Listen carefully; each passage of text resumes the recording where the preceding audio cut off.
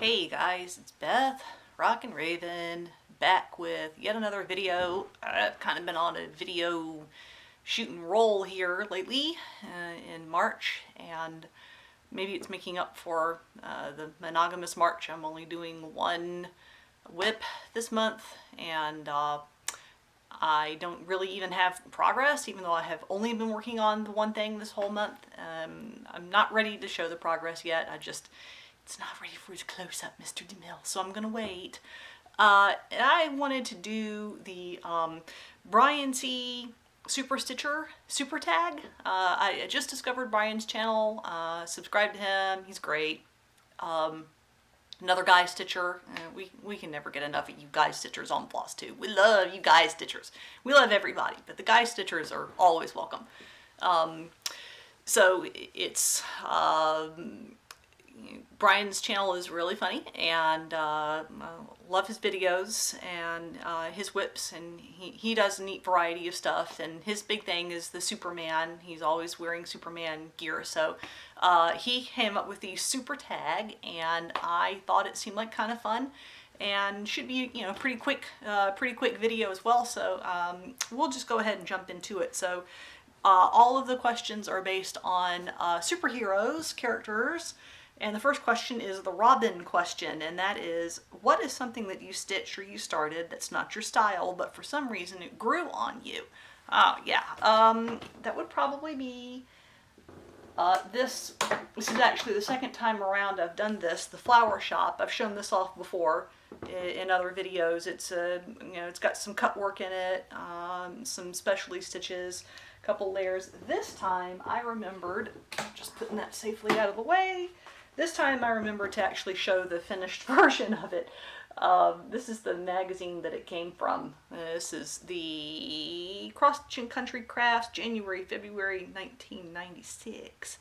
So this magazine has so many awesome projects in it. I've done several from this. But I took one look at this and decided I wanted to stitch it, even though it wasn't really my style. And I wasn't sure how, because I hadn't done cut work before, you know, or Hardinger or anything, and so it definitely grew on me as I went through it and did more, realized that it wasn't as bad as I thought it would be, and because I just wasn't sure, and it did take a long time for me to finish it, but then I did another one.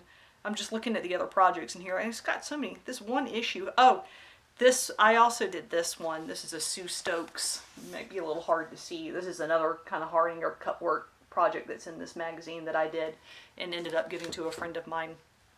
And it's so pretty. But, yeah, so this is kind of the issue that got me into Hardinger. I wasn't expecting to, wasn't something that was even on my radar. And then I discovered it and stitched it, gave it a shot, and it really did grow on me. So, that's the first question. So the second question is Iron Man, of course, because he's such an egotist. You need to, for this question, you have to, what is something nice that you can say about your stitching? You know, your best stitchy quality. And even though pointed it out, I'm almost sounding like a broken record now. I'm just looking around for something to, I do have really crazy, almost abnormally neat backs, which I've shown off before, and it's almost like a useless skill. It's like, having a superpower that really isn't all that super in a way. I mean, because no one sees the backs, no one cares about the backs. You'd have to have a hardcore messed up back in order to distort the stitching so much that when it was framed it was just a hot mess. So that is I guess that's my one stitchy superpower, or great stitchy quality, but it's, in the long run, so what? I mean, it would be like having the superpower to digest food, roughly 30% faster than the average human. Woo! Hold me up. Okay, the next question is The Flash. What's your quickest finish? And I think my quickest finish would be, if I have it in here, yes I do. I've got my last 3 finishes saved. I'm going to take them up to Pennsylvania in a week and a half and get them framed. But I managed to bang this guy out in like 5 days. So, which is pretty flippin' good for me. So, this was, yeah, that was a really quick, neat. I've come to really love these cottage series, the Country Cottage Needleworks series, because they do go really. If you need a little ego boost, you feel like all your whips are just dragging out. I highly recommend you do one of these because they do go so fast. Okay, next question. The Joker, show us your craziest back. I'm gonna have to wave on that one just because, as I explained, that's my useless superpower. I don't have messy backs. Sorry, Bryan. I'm gonna skip that one. Okay, next question. The Hulk, what is your largest whip? And my largest whip would probably be the Mirabilia mermaids, twin mermaids. Yeah, they're the finished size is. I was surprised when I started stitching these up at how big they really are in person. You see pictures of people working on them, and of course the model picture is. I mean, yeah, that could be anything. That could be, wall filling from. So the other really big whip that I have right now is also this Dimensions kit.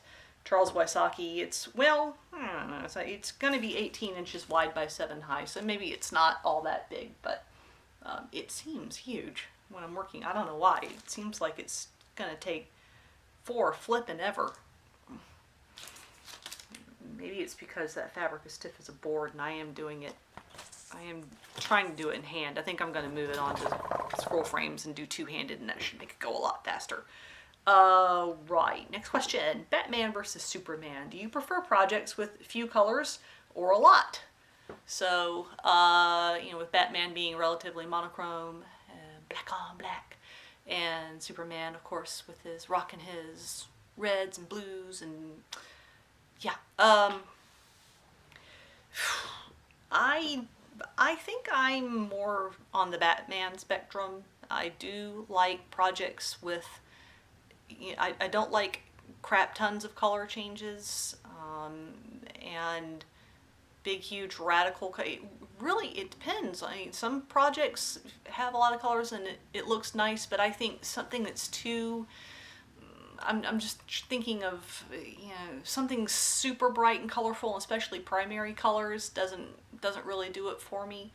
I do like more subtle colors. I have been looking at some ink circles patterns, and I also have Bryan C to thank for that because I just saw his video where he's working on the reflections of Paris, and that's neat, and that looks like it's all one color of floss fibers, and it's neat. I know it's classy. So I'm more on the Batman side. I think fewer colors is to me more visually appealing than the whole spectrum.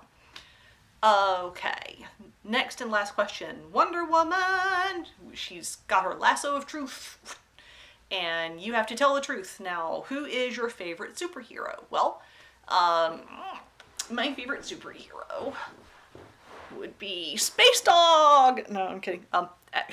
As an aside, this is I know I haven't, even though I call myself Rockin' Raven and I'm all about the music, I haven't talked much about bands I like yet, but this is actually a cool band from San Francisco, originally called Lord Weird Slough-Feg. Everyone just refers to them as Slough-Feg.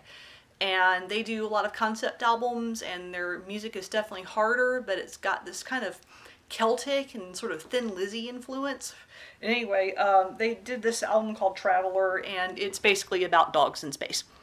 So, I mean, come on, how cool is that? So check them out, Slough-Feg. And you can see the Slougfeg is how they're spelled. So, Lord Weird is optional. All right. Anyway, back to the question. So my favorite female superhero would probably be Wonder Woman, just because I am a child of the 70s, and that show, Linda Carter, and Isis actually came on right before it, and she was, the kind of the lesser known. Isis was cool too. But Wonder Woman was just awesome, and Linda Carter was my standard of just the most beautiful woman ever in the world. She kind of reminded me of my mom in a way, with the black hair and the light colored eyes, and porcelain skinned, and just tough, kick ass, but smiling. And so Wonder Woman would be for sure my favorite female superhero, and my male superhero, I'm sure exactly 0 of you would be surprised to hear. It's Thor, of course, because hi, Norse god, long blonde hair, ripped. What's not to love? And Chris Hemsworth, oh yeah. Meow meow. Anyway, yeah. So Thor would be my favorite male superhero, and other than that, I'm not, disappointingly, I'm sure to some, I've never been big into the superhero movies or the comics. In the 90s, for a while, I went through a phase of reading some comics, but not your mainstream ones. A little more like Sandman, The Preacher, Witchblade. That was probably the most superhero-y of comics that I read. And I was into a little while until they totally, their art team kind of went downhill. But there is another comic called Ghost, and I think that was Dark Horse Comics thing. And of course, my all-time favorite, loved for, bought everything for years and years, and actually haven't kept up with them much, but and they'd be less of a comic and more like a graphic artist novel thing. It would be the Love and Rocket series by the Hernandez brothers, Jamie and Beto, Jamie Gilbert. Yeah, I love those guys. And I love their characters, and I love the whole world that they live in, and they go to space. No, sometimes they do. No, it's crazy. It's really, if you've never read any of the Love and Rockets comics, God, they've been around since the mid '80s, and lots of spin-offs. Anyway, so yeah, that totally gets out of the superhero realm, though, although they have their own versions of superheroes, I guess you can say. But yeah, it's everything from life in a small Central American town and everything that goes on, to people who are, mechanics for, yeah, literally like rockets they built. Anyway, I can't describe it. It's all over the place. It's cool. So anyway, I think that's enough rambling out of me. That answers all the questions. So thank you again, Bryan C, for coming up with this super tag. It was a lot of fun to do. And I'll put up the link to Bryan's tag in the description. And other than that, I got nothing. So I'm gonna shut up now. And yeah, quit saying "and" every 5 words, maybe. I noticed that habit when I was doing the giveaway winners video, which, by the way, if you haven't checked out, if you entered my giveaway last week and you haven't viewed the video yet, I did draw 6 names. I ended up doing 6 winners instead of just the 5. And I think so far 4 of them have gotten in touch, and 2 still need to send me their addresses. So watch the giveaway winners video if you haven't yet. Your name might just be on there. And, oh, there, I did it again. Okay. Also, yeah, that's it. So I'm going to let you go. Thank you so much, everybody, for watching, subscribing, commenting, supporting, asking the questions, etc., etc. This has just been a whole lot of fun. Expect more videos from me in the upcoming weeks. I'm going to vlog my trip up to Pennsylvania. That's going to be practice for a bigger trip that I have coming in the summertime that I will tell you guys more about later. I have rambled on enough, so that is it from me. A biento, and talk to you guys soon.